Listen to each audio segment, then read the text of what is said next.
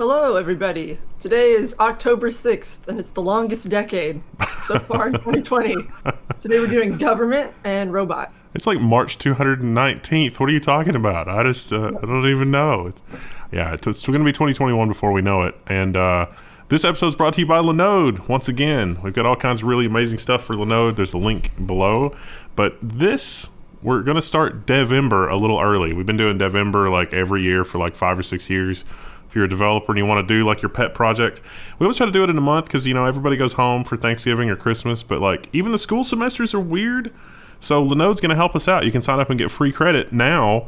And you can, if you ration your credits, it's going to last. And you can do your project with Linode. How cool is that? So check out the thread for Devember. Use the Linode coupon code, whether you want to set up a cheaper, more better Netlify or Amazon AWS or S3 object storage or whatever. We've done tons of videos on that. You did the video on WireGuard. December and October. What is this, Cracker Barrel? No, Cracker Barrel sells Thanksgiving things, thank you. Yeah, but they have a whole section right now, I guarantee, that's Christmas. I thought you were going to, that's where I thought you were going to go. It's like you're putting up the Christmas decorations before Thanksgiving. What, you madman? They just do them in parallel.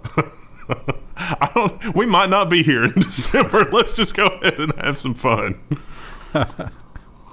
Well, we might be here, but we might not be calling it the same thing. We might be part of the Southern Annex. No, it's the Appalachian, autonomous zone. Well, of course, the big story, and it's not really tech related, so we're not going to cover too much about Trump and his issues right now.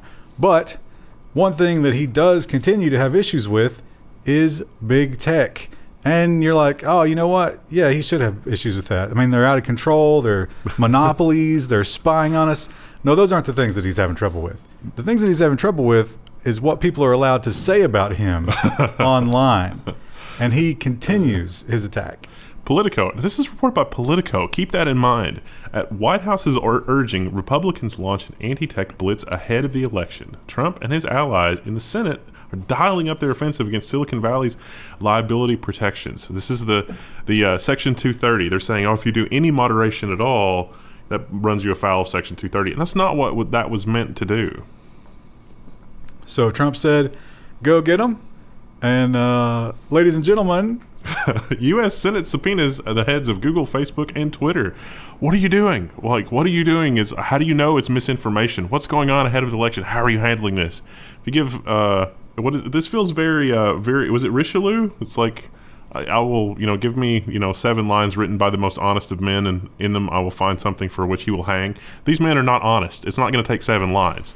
But I'm not sure that it's fair.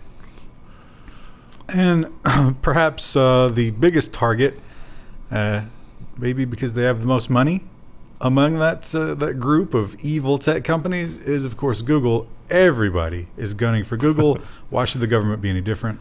The U.S. is raising an antitrust lawsuit against Google search engine, according to this report. Now, if you read this after you read the other 2 articles, this looks like partisan hackery nonsense. Not to say that Google doesn't actually deserve antitrust investigations, but if you look at Google and how much they've added to their bottom line since the beginning of the thing we find ourselves in, and if you look at Amazon and how much they've added to the bottom line since since we've been in this thing, it would seem to me that Amazon should be ahead of Google in any kind of antitrust actions that are taken. And also, what is it? You don't get in a war with Russia in the winter. I don't think that they have the resources. The DOJ has the resources to pursue 2 antitrust things of that scale at the same time. So, are we really prioritizing, political things ahead of economic things in terms of antitrust investigations? Are you? Now I know that you would not be insinuating that this is some sort of headline chase because there's an election coming up. Also, Bill Barr was involved in that last one, which I feel like is just another layer of depressing. Now, of course, those big tech companies, they are pretty much evil to the core. I mean, we have a lot of evidence that they do terrible things and are basically manipulating us to line their own pockets with no consideration of our emotional health. You know what? It's business. But it's also important to remember that white knight government who's going after them has their own demons. And by that, I mean, like Lord of the Pit you know, king of the underworld, the biggest demon that you can imagine, because when you make them mad, especially if you embarrass them or point out their hypocrisy and their evil, they will pretty much stop at nothing. Literally nothing is off the table, as we find out. U.S. intelligence sources discussed poisoning Julian Assange, the court is told. This is in The Guardian. I don't know why this isn't global news, because, you know, you headline, it's like, oh, this is a headline sensationalist clip. No, the headline's actually really tame here. A lot of really interesting and also deeply disturbing stuff has come out of this trial. We have literally learned nothing since Ted Kaczynski. Literally nothing. This was a guy working security at the embassy, and he was being questioned on the stand. So, you know, he's under oath, and he's just trying to cover himself. He's not trying to gain anything from this. He has nothing to gain. Actually, he risks being poisoned. And he was telling them, so as soon as Assange moved in, the CIA just swarmed in like rats. And when the new guy came to power, then they immediately started cutting deals. And they have, I think they have a recording, or at least this guy reporting, and he set them all down. He's like, boys, we're moving to the big leagues. And that's when he started cooperating with the CIA. But the whole thing that drove the cooperation was like his company or something. The guy had some kind of a business interest, and they started getting contracts all over the world. And it was definitely a quid pro quo.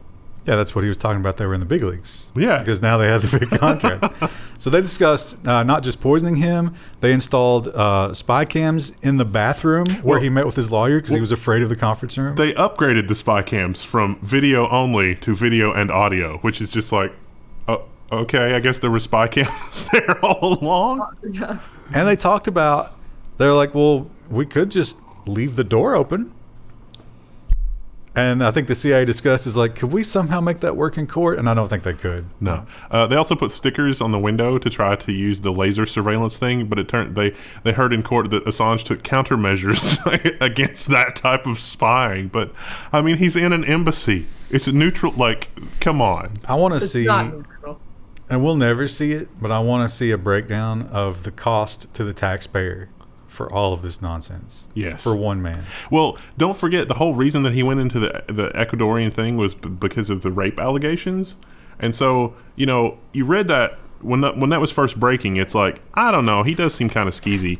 But now it's like, yeah, the whole thing, like, it's just turtles all the way down. It's shocking. It's like, I can't believe, I mean, I can, and that's sad.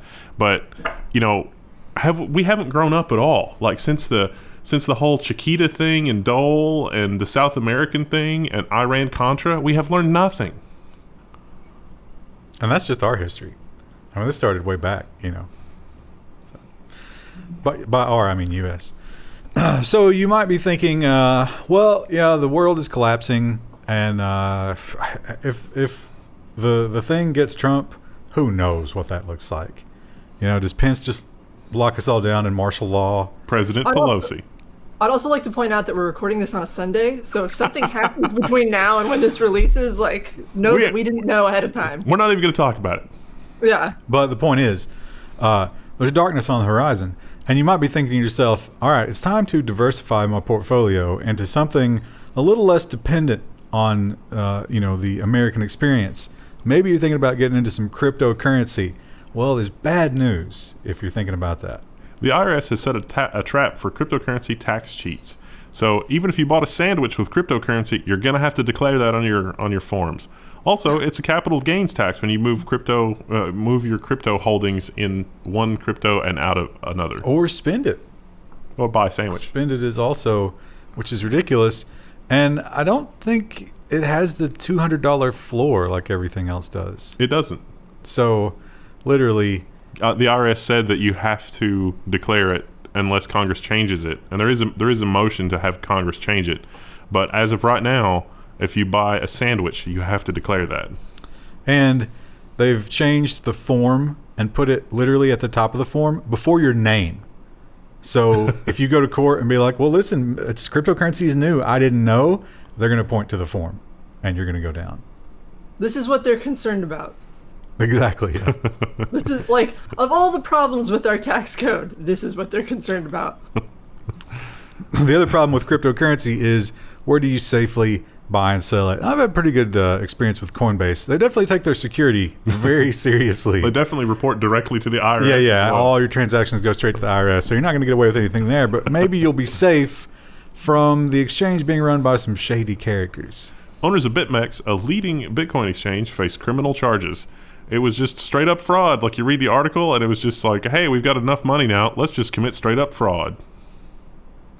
They kind of welcomed the darker side of transactions, kind of boasted that they were the place to go if you wanted to launder a little money, maybe move some, drugs on the dark web, something like that. So the HSBC of the dark web currency exchanges? Not that bad. I want to know where that should be part of their defense plan. It's like, we're just a bank, just like HSBC. What did you do for HSBC? Literally nothing? All right. Yeah, but HSBC pays their bribes. BitMEX doesn't. That's the issue. Here's a headline that will shock no one, and it is a headline that we've seen so many times before. It just, the state changes. Sometimes the company changes, but really, we've said this how many times at this point? It's not going to stop unless something changes that's dramatic in government.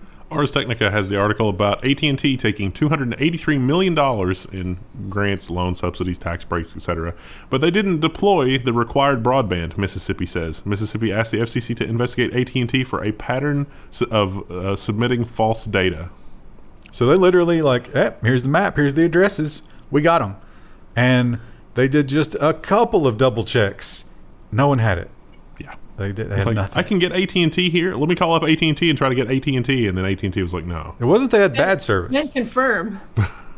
Yeah, Chris, you're at the hellish place of where you see I went through this so many times. You see the house, you see the land, and you're like, oh, I want it. Perfect. And you call up Spectrum, and they're like, oh, I'm sorry, we don't have that in our database. It's when I was looking for a house, I was calling, and AT&T was like, yeah, we service that. But then if you said, okay, let's schedule the service installation, they would schedule it, and then somebody would call you back and be like, no, we don't service that address.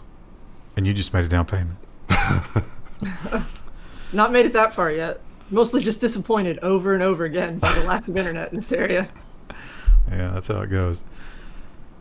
So we have the gig economy laws continue to be hotly debated.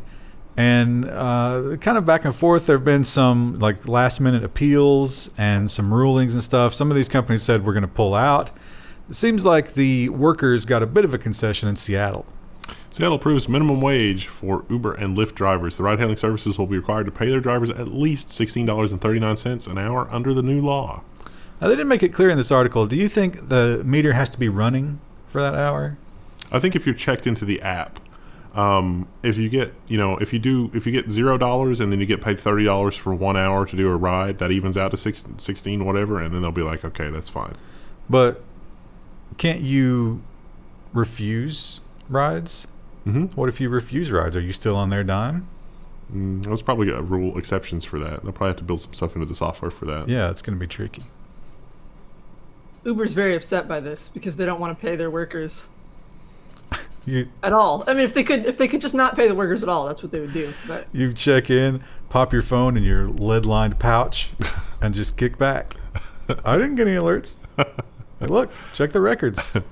I wonder if there's any opportunity for app developers to create a kind of franchising application where, it's like if you have your stuff together and you can get the insurance or whatever, the application would help you manage that for your area. So you could be like the Uber franchise for whatever, and they control it that way.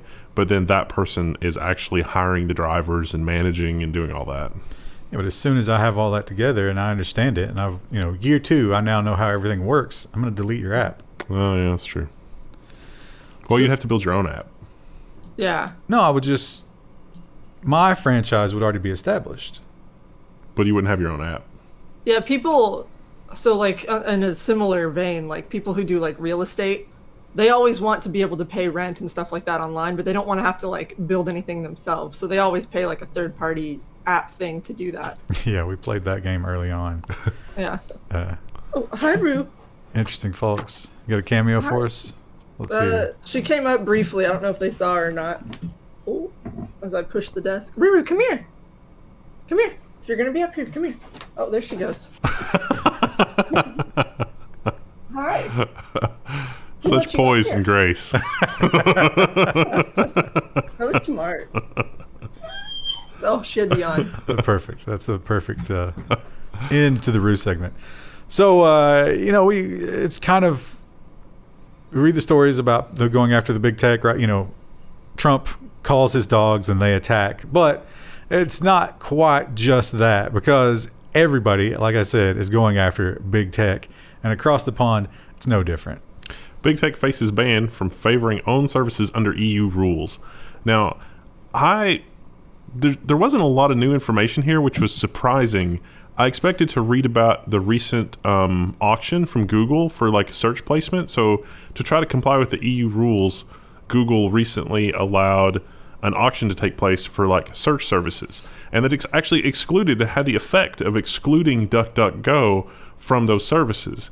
And DuckDuckGo pointed out, is like, this is kind of perverse because technically this auction does comply with EU rules, but it means that only the services that are the most able to monetize your search data are the ones that are able to bid and compete. It's like DuckDuckGo we make just enough money to survive by not doing anything unethical with your data, so we're not in a position to bid as much as the other companies.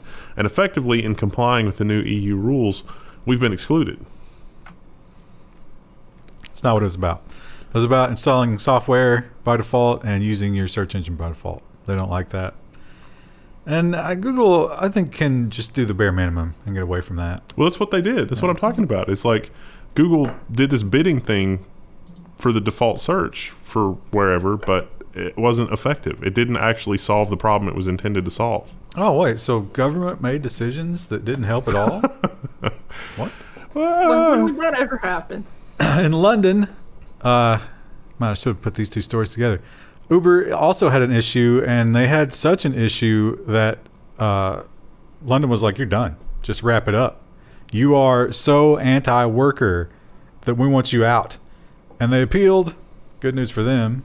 Uber can continue operating in London after winning a court appeal. Woo! Not much to it. They just can continue while they play this out and, see who wins and loses. Good for them, I guess. It seemed to be something about like the ride share or like the ride medallions, like the taxi medallions like New York has. It's like they don't have to have one because they're a private hire service or whatever. Yeah, people are upset. Because those, I don't know how they are in London, but in New York, they're crazy expensive. I imagine London is pretty pricey. Moving on to Huawei, they continue to have their HuaWoes.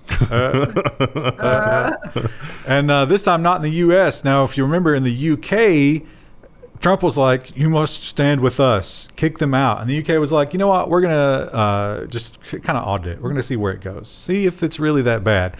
So they did a couple of audits. I think they did one, 2018 or 2019, and then another one recently. And the engineers came back and they're like, it's not good. It's kind of bad. Yeah. So Huawei said, listen, don't worry. We're going to fix it. We're going to bring it up to your standards. Don't even worry about that at all. Huawei failed to improve UK security standards, so they didn't. This is another report. I think last week we reported that they found a major security issue, but it had already been fixed by the time they found it, so I guess it was a little too obvious. But there are still a lot of problems, and it does not adhere to any kind of security standards, so... Ouch.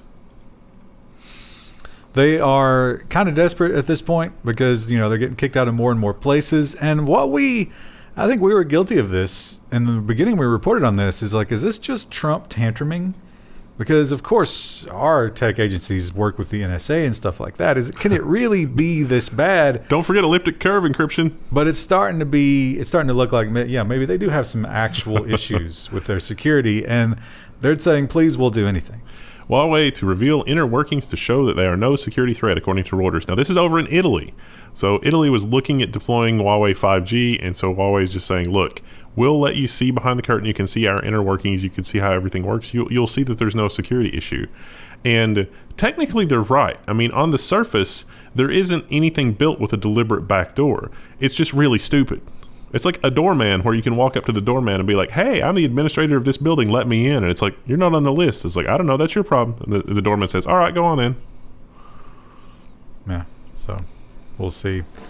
They are, of course, accused of giving China a backdoor. And China is at odds with the West right now. It's all but a hot war at this point. They seem to have absolutely nothing in common. But if there's one thing that they can agree on, it's this.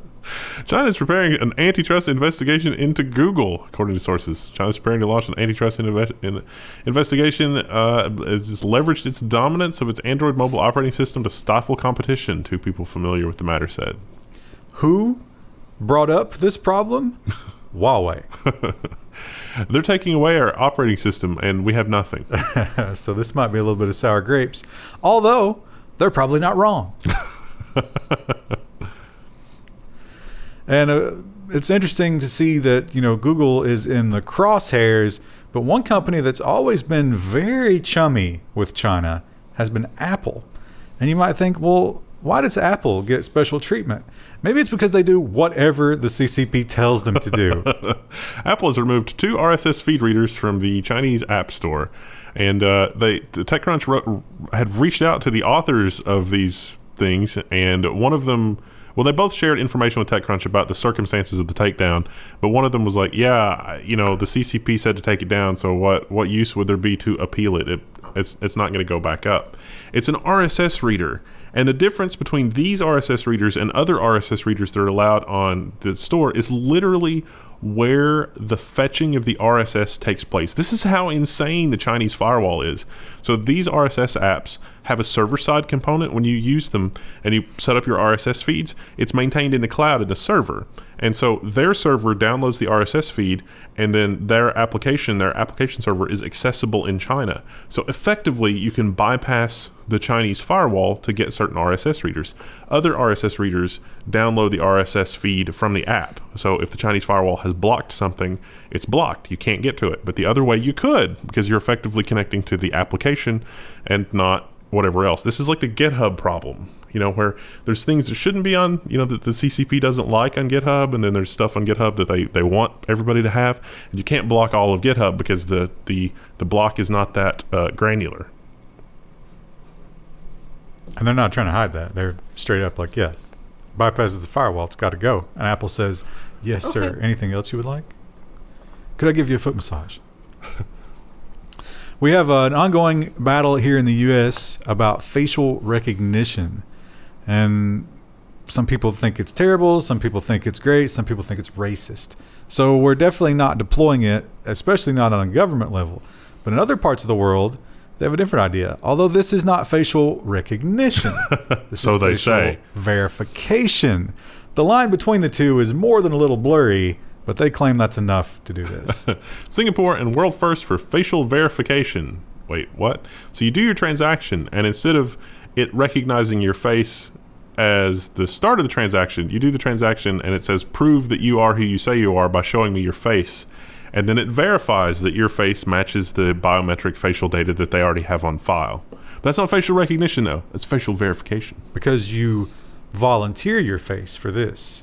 Whereas in facial recognition, you might be captured from a variety of different public places. Do you think they're not going to capture your face for security purposes? It's like, oh. Well, they're not going to give you a national ID card unless you get your face captured. That's the difference. It's voluntary at the point of a gun, like most things in government. We'll see how that goes. Something tells me there will be a nice big juicy data leak to train your facial recognition algorithms on pretty soon if you want people of Singapore nationality. Here's a story. Now, I read a little bit further into this. I think Travel Guide kind of just scratched the surface here because they kind of spin it one way, but I don't know that I disagree after reading more about this. American sued in Thailand over negative Tripadvisor review. I missed this one. I don't. Why? So this article claims that he wrote a bad review. Now, Thailand has some crazy laws about... We covered that last week. Yeah, that was the king mostly, but they can apply it here too. However, when you look more into it, the situation seems to be... Now, this is the other side of the story. Maybe there's spin on both sides. He went in... So this is an American who teaches English there, which in his statement, he had some terrible English. I'm not sure if he's qualified for that. But he went to so they have resorts in Thailand. Obviously, they have a big tourism thing. But because of the current situation of the world, they can't fill them up. So the prices are rock bottom. And the expats who are living there are apparently just living high in these resorts for almost no money. So this guy brought his own alcohol to the restaurant. It's not allowed. They have a corking fee. And they're like, sir, we have a cork. I think it was like $15. And he like threw a fit and screamed at him. And like, you know, I think there was almost a physical altercations. And he was like, you will regret this. And he began a systematic online campaign saying things to the tune of like they enslave their employees. That seems to be what has gone afoul of the libel law. So, unfortunate. He could get, was it like 5 years or 2 years in prison and a $200,000 baht fine? Or $6,300. I have a feeling he'll probably just pay the fine and come home. Yeah, maybe. I don't know. Sounds like a good life over there. There's some jokes we won't make. Just like last week. Moving into robotics, we have heard about the possibility of drones being life-saving things in the past. I think didn't they do a couple of dry runs? I think this is the longest one that's ever been done. Yep. Drone carries human kidney over Las Vegas desert in what could be the future of organ transportation. So there are actually 2 missions here. One of them was to a small hospital in a small town, a very small town outside of Vegas, and these were research kidneys. So this wasn't anybody's life on the line or anything like that. And it did well. Like, it was perfectly viable after the thing. So it was a success in both cases. Can you imagine if someone who lived in that town had shot down that drone, though? Just splatters. Oh. What kind of Amazon delivery we got here? Oh, no. You know who probably doesn't have a chance to read this story, but if they could, they'd be sweating profusely right now? The Uyghurs. Oh, that's dark. Hey, good news, boys. We don't have to put you on the prison van anymore. That's not good news. Moving on to, we're already in robots. I just feel sad. That's how I feel like looking at memes anymore. They're all just sad. Take your mind off it by participating in Devember. It's just like, just like we do with work. Also not depressing. Yeah, participate in Devember. Maybe you could do like a machine learning that uses, like images to figure out whose skin color identifies them as having like a really healthy kidneys. Oh, no. AI is a problem in some places, and especially when the government uses it, because obviously they're going to use it for terrible things. I imagine China probably really does have some kinds of AI running the concentration camps, right? It's like the IBM before them. And some cities are saying, you know what, we need a way to let the public know what AI we are bringing to bear against them. Amsterdam and Helsinki launch an algorithm that algorithm registries to bring transparency to public deployments of AI. So basically, if they're going to use an AI in the public domain, then they put it up on a website somewhere you can go read about it. Could be interesting.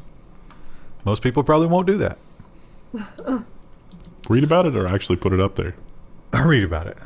They'll put up a really, obtuse paper about it. I think a lot of the department stores are doing the thing where it tries to track your Bluetooth beacons and your Wi-Fi beacons, and I'm sure that AI is applied to that, and they're going to forget to put that on the website. I don't think it applies to private businesses yet. It might eventually. Boy, we stirred up the Tesla folks last week. Yeah. I feel so good when I feel like we've had a really positive week. If we can get like 6 different comments telling us we're idiots because we don't understand the miracle of Tesla batteries. I actually did watch the thing, and it's just like, this doesn't exist yet. We can make batteries out of sawdust in 2050 after we have fusion. So, but hey, we got to say when they exceed expectations, I have often been surprised at how successful Tesla really is. They really do seem to have value to their company. As much valuation as the stock market gives them, probably not. But they are seemingly moving forward at a very rapid pace. Tesla's full self-driving autopilot beta coming in a month or so. Tesla CEO shared that its engineers have a fully overhauled autopilot software stack and are almost ready to share a dramatic upgrade. The big difference here is that I guess it's mapping the video in 3D instead of 2D, and that helps with the computation and also helps with the accuracy. Hopefully it'll help with the driving into the overturned semi problem. You know what? I totally can. I didn't even read the headline. I just saw Tesla, and I thought it was the story where they delivered more cars than expected. Oh, no. That's in the business section. I don't believe this. Yeah, I don't believe this at all. I was like, you're kind of surprising. You know, it's like the thing. Didn't they say, was it 2017? They were like, oh, we'll totally have fully self-driving cars. Well, Musk said that he is currently using this beta, and certainly the self-drivingness is good enough for idiots to drive on the highway.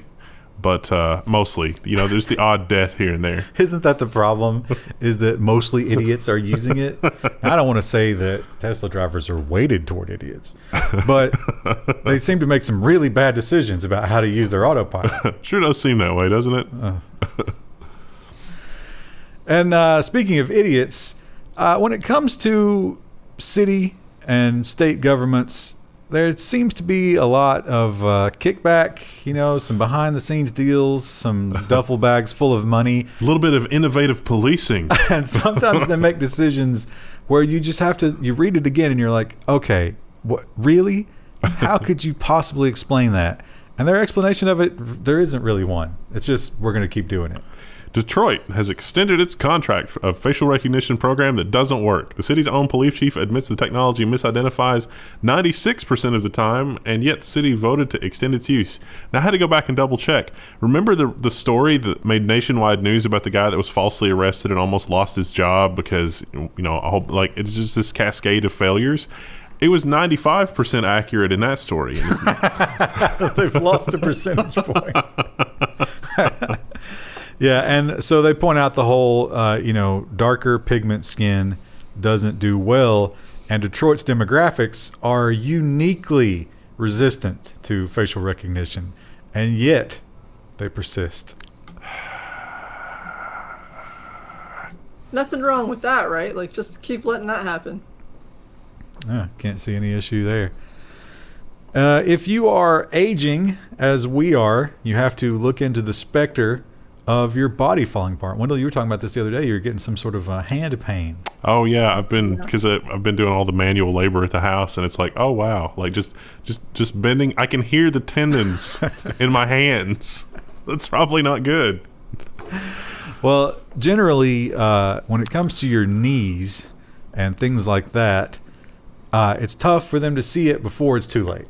At that point, they're like, yep, we're just going to pop that out of there, put something artificial in there. That's the only option. Here's your state-of-the-art hip replacement. It's only going to cost as much as a small bus. And maybe there's a little bit of light in coming into that tunnel with the robots helping us. Artificial intelligence detects arthritis before it develops. So some researchers at the University of Pittsburgh School of Medicine and Carnegie Mellon University of Engineering, they've got an AI that can see stuff that even radiologists can't see.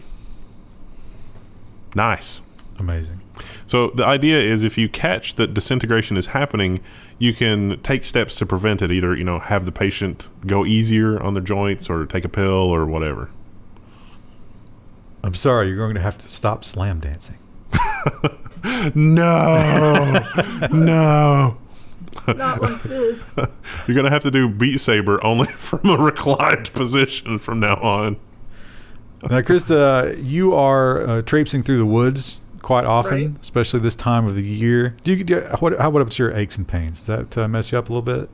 Not too bad. Sometimes, like when I've done a really, really long hike, sometimes I'll get a little bit of pain, but not anything that's unmanageable. Just pop an oxy and just... Yeah, just some Perk 30s. And worry about it. Yeah. Well, have you ever given any thought... Sometimes you go alone, right? Usually just day hike alone. Do you have a plan for if you shatter your femur and you're laying there, dehydrating? Pray that I have cell service. That doesn't seem like a very good plan. I usually leave like a description of my route and like the cell phone number or the number of the nearest ranger station with my husband. Well, the good news is there is a brand new technology that let's say that you don't break your leg. Let's say you're viciously mauled by a bear. Right. and you're hanging on by a thread, you have minutes before you bleed out. You could see something in the sky that might look terrifying in some scenarios, but it's actually going to be your savior. Jet suit paramedic tested in the Lake District could save lives. I am skeptical. I also doubt this a lot, actually. No, here's the immediately my first question. If the first jet suit paramedic slams into the mountain in a fiery crash, do you send a second jet suit paramedic to revive that jet suit paramedic? Yes, it turns into something kind of like the spider that ate the fly. How many jet suits do you go through before you call it off? Usually people don't. I mean, I guess if someone was lost, this would be useful because this person could lead them out. But like, usually people call search and rescue because it's like, oh, I have a pretty severe injury. Like, I twisted my ankle, severely dehydrated, like, something where they can't move. Like, how does that help the person who can't move and has to be evacuated? Well, this is actually in Britain, and the geography of this area is apparently particularly difficult for rescue workers. But people call them a lot. I don't know how their mountains are worse than our mountains, but the only thing that I could think of the first time I saw the helmet rudder was the Rocketeer. Let's just say this wouldn't work in Daniel Boone National Forest because there's too many damn trees. Like, you wouldn't even be able to see people. You just dangle a rope down to them, tow them out. The Wolf County Search and Rescue, I follow them on the internet, and they did a rescue the other day where some guy, it wasn't even in like a national park, it was just on his own property. He like fell down a hillside and it was so steep they had to like hoist him up with ropes. Like he was attached to a board and hoisted up with ropes. Crazy. I don't think the jetpack would have helped him. It could be fun, although the thing I would worry about is if you didn't use the jetpack at least once a week, your skill rust could be an issue. Yeah. Because I imagine there's, a curve there. Looks pretty crazy. Also, how do you think the temperature coming out of those jets is? A lot. Is it like when we play Empyrean and you walk over a thruster? And if you swing a foot in there, you're going to feel it, right? I'm sure the outfit has some thermal properties, but what about do you carry the other person out? I think this is just like triage. Yeah. This is it is cool to watch. It kind of reminds me of like the Iron Man suit. Yeah. It's probably going to end up, the reality is going to be really depressing in that you strap on your jets and thrust up there to watch people die because the real rescue can't get there in time. Yeah. It's a sad note to end on, but that is our last story. Yeah, it's kind of a sad week, so. Krista, why don't you give us... People are now very angry that I'm giving you prompts for the goodbye, which has really? only made me more enthusiastic about it. Why don't you give us a jetpack goodbye? Goodbye! How can anybody complain about that?